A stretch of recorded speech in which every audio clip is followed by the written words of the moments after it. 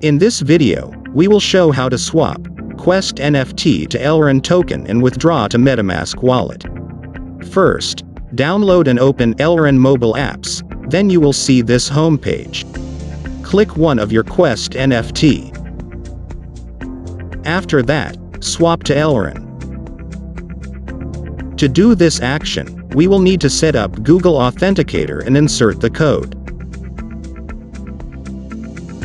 All done, you may check the transaction from your wallet in the apps.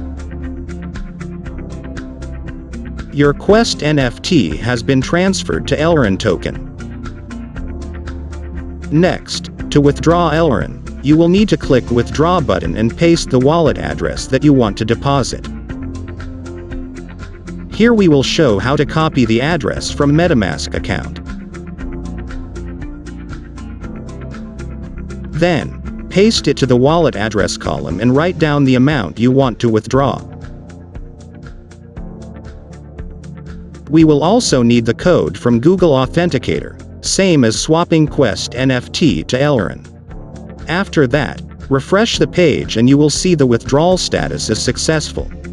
Lastly, you may check the deposit wallet.